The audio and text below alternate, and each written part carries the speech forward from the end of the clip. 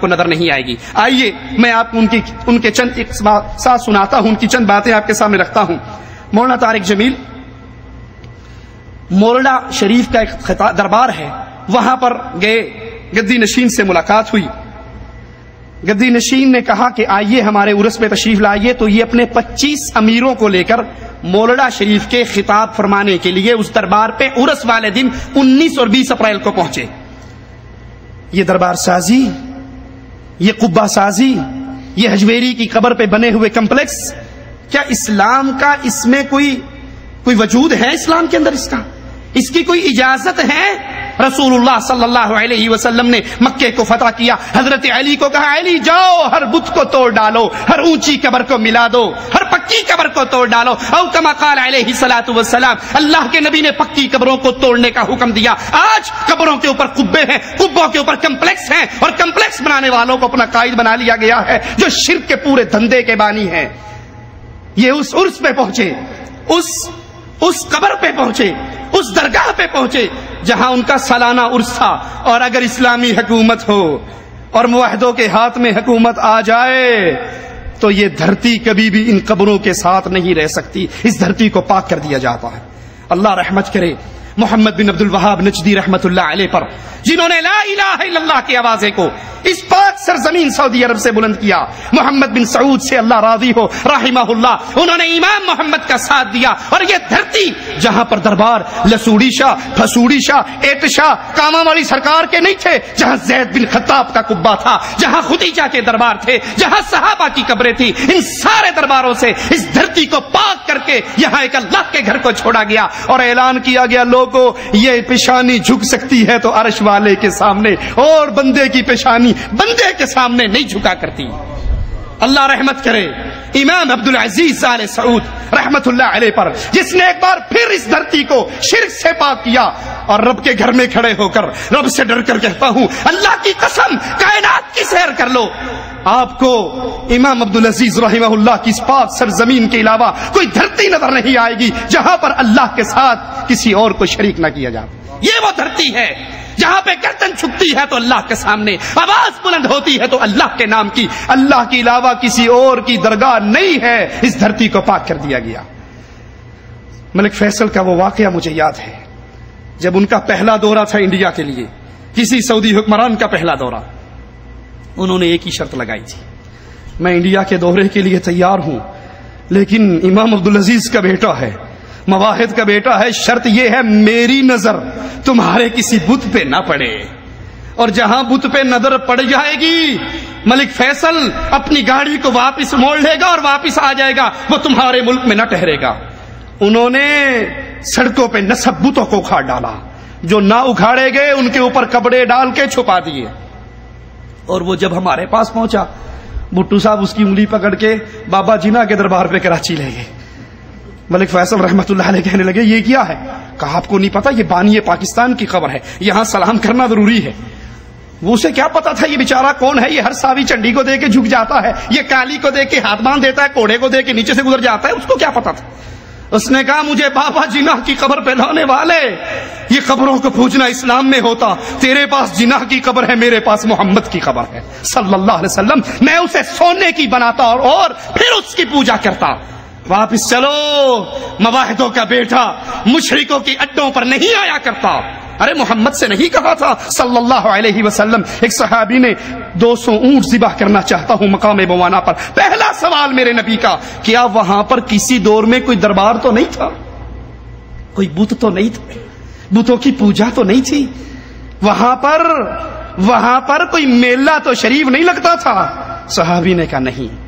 پوچھنے کا مقصد کیا ہے؟ اب تو اللہ کے لیے کر رہا ہے، دیکھنے والا کہہ سکتا ہے شاہ صاحب دی یاد تازہ ہو رہی، یہ فلاں حضرت کی یاد تازہ ہو رہی۔ اگر وہاں پر اپنا صحیح کبھی پرانے زمانے میں کوئی قبر، کوئی دربار، کوئی عرس تھا تو محمد وہاں پہ ذبح کرنے کی اجازت نہیں دیتے۔ مولانا صاحب وہاں پر پہنچے اور گدی نشین نے مولانا طارق جمیل کے بارے میں کہا کہ میں نے صاحبزادہ حفیظ الرحمان بریلوی کی تقریر سنی اور مولانا طارق جمیل کی تقریر سنی، ایک بریلوی کی تقریر سنی، ایک دیوبندی حضرت کی تقریر سنی، مجھے ان دونوں کے درمیان حد دیوار، فاصل بننا، کہتا یہ بڑے لفظ ہیں، مجھے تھوڑی سی بننی بھی نظر نہیں آئی. فرمایا انہوں نے جو عشق رسالت اور محبت اولیاء میں ڈوبی ہوئی تقریر فرمائی، ایسے محسوس ہو رہا تھا کہ کاش کے رسول تقریر کر حضرت مدد اللہ علی نے جو آخر پر تبصرہ فرمایا، جو فیصلہ فرمایا، کہنے لگے کہ میں نے شہزادہ حفیظ الرحمان صاحب کی تقریر سنی ہے، میں نے طارق جمیل صاحب کا بھی کتاب سنا ہے. ایک ہوتا ہے حد فاصل، دیوار، پہاڑ، بننا، مجھے تو ان دونوں کے درمیان ایک بنی بھی نظر نہیں آئی. اور اگر یہی تبلیغی مشن ہے ہمارا بھی اور ان کا بھی، تو پھر کیوں نہ ایسا ہو کہ کسی ایک ہی پلیٹ فارم پر اللہ اور کالی کبلی والے کو یاد کر لیا جائے.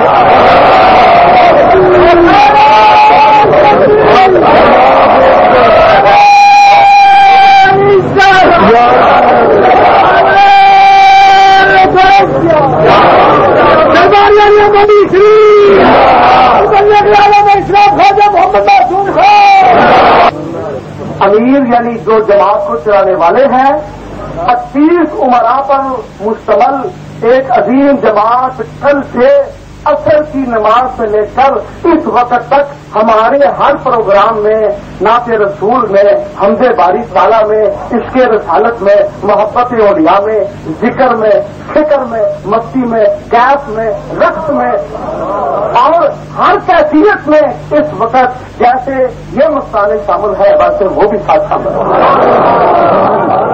اور وہ بھی اسی سرور کے ساتھ اس وقت اپنے آپ کو محظوظ کر رہے ہیں. میں مختصر دعوت خطاب دے رہا ہوں ان کے امیر جناب طارق جمیل صاحب تشریف لا کر مختصر اپنے تبصرات کا اپنی زبان سے اظہار کریں تاکہ پتہ چل جائے کہ یہ بھی مشن ہے اور وہ بھی مشن ہے. اگر ایک ہی مشن ہے تو کیوں نہ ایک ہی نبی اور ایک ہی اللہ کا ذکر ایک ہی پلیٹ فارم. یہ دونوں پائی پائی میں بننی بھی نظر نہیں آئی.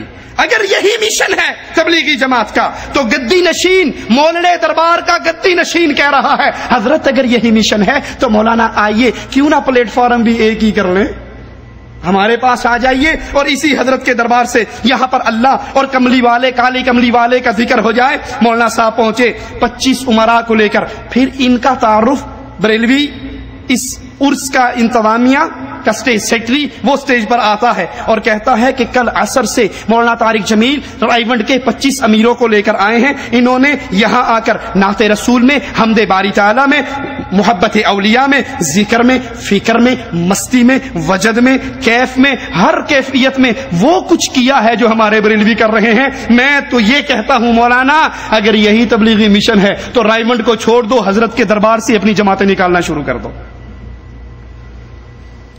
اللہ کا مواحد بندہ جس کو لا الہ الا اللہ کی تمیز ہو، اللہ کی قسم اس کی گردن کٹ سکتی ہے، کبھی غیر اللہ کی دھرتی پہ جھک نہیں سکتی. وہ اپنے آپ کو بروا سکتا ہے جیسے محمد نے کہا تھا صلی اللہ علیہ وسلم، میرے آقا نے کہا تھا، میرے نبی نے کہا تھا، میرے امام نے کہا تھا، وہابیوں کے پیر نے کہا تھا، معاذ لا تشرک باللہ ان قتلتا او حرکتا، تیرے ٹکڑے ہو جائیں تب بھی شرک نہ کرنا، تجھے جلا کر راکھ کر دیا جائے تب بھی شرک نہ کرنا. مواحد مشرکوں کی مجلسوں میں جا کے ذکر و فکر میں، مستی میں، کیف میں، وجد میں دھمال ڈال سکتا ہے، یہ اہل ایمان کا طریقہ نہیں ہے. مولانا طارق جمیل خطاب کے لیے آتے ہیں اور پیچھے سے پورا بریلویوں کا عرس کا مجمع تالیاں بجا کر حضرت کا استقبال کرتا ہے. تالیوں کی گونج ہے بہترین، جس نے سی ڈی لینی ہو ہم اس کو سی ڈی دے سکتے ہیں، دکھا سکتے ہیں. اور قرآن کیا کہتا ہے اہل شرک کے بارے میں؟ وَمَا كَانَ صَلَاتُهُمْ عِنْدَ الْبَيْتِ إِلَّا مُكَاءً وَتَصْدِيَةً. مشرکین کعبے کا جس طرح ننگے ہو کر طواف کرتے تھے، اسی طرح طواف کے دوران وہ تالیاں بھی پیٹتے تھے اور سیٹیاں بھی مارتے تھے، اور اس کو عبادت سمجھتے تھے کفار مکہ.